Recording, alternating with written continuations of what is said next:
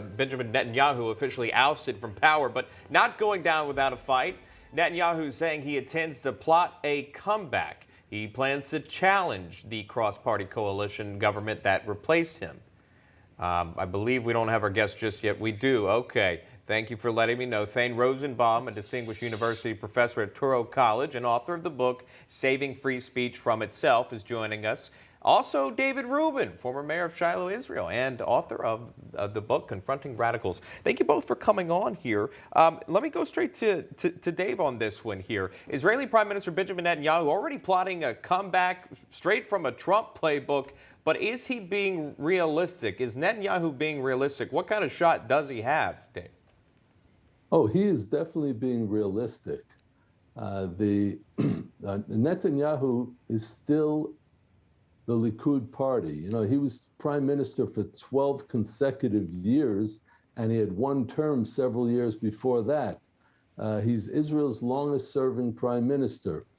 The real question mark with Netanyahu at this point is, will he be able to get through his trial? He has this corruption trial that has already started and will be continuing for the next year.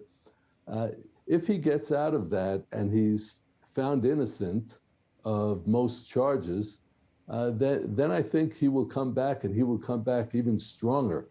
But meanwhile, he's going to be opposition leader.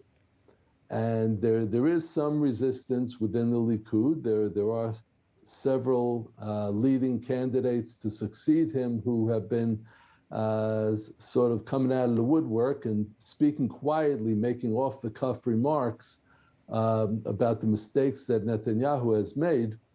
But for the moment, he is opposition leader. He's still there. And Thane, he had to get, for him to be replaced, his opposition, Bennett, who will be prime minister, he had to get 60 votes in the Knesset. He was able to do so, but obviously, I mean, that was the minority. That was the least that he had to get to even accomplish that.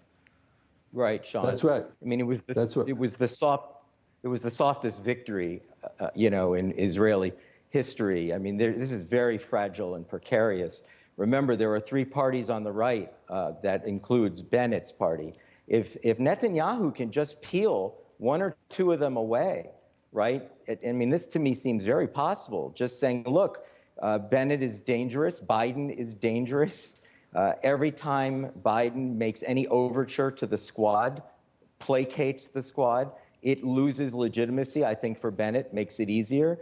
The minute Biden talks about renegotiating with Iran and not dealing with much tougher sanctions and ballistic missiles and promiscuous foreign policy with terrorist proxies, the more Biden pushes a more progressive agenda, the closer I think Netanyahu has to peel some conservative lawmakers in the Knesset over his way. David, Thane brings up a point about U.S.-Israel relations. What changes with a new prime minister if Netanyahu is not able to make a comeback? Well, look, if Netanyahu, there are two issues for Netanyahu. His internal issues in the Likud, if he remains the leader of the Likud, and the second issue is the fragility of this government. You have to understand that Naftali Bennett is going to try to carry out the exact same policy as Netanyahu when it comes to Iran.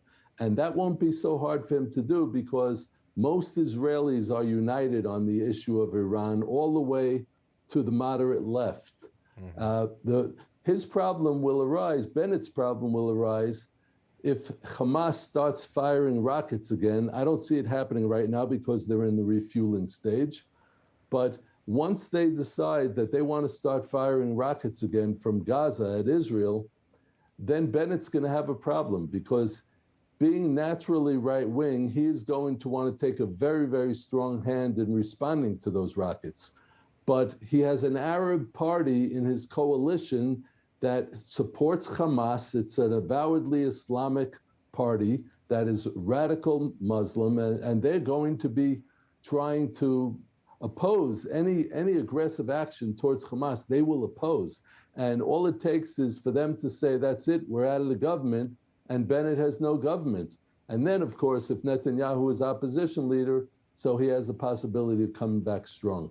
All right. We'll leave it right there. Thane Rosenbaum joining us live, as well as David Rubin. Good to see both of you on this subject. Thank you so much for coming on. Thank you. Hey, I'm Rob Finnerty. Thanks for watching. If you enjoyed this video, please join the conversation in the comments below. Don't forget to subscribe, too. Hit the bell icon to be alerted to breaking news. And remember, there's a whole lot more on Newsmax TV, America's fastest growing cable news network. Newsmax TV, we're real news for real people.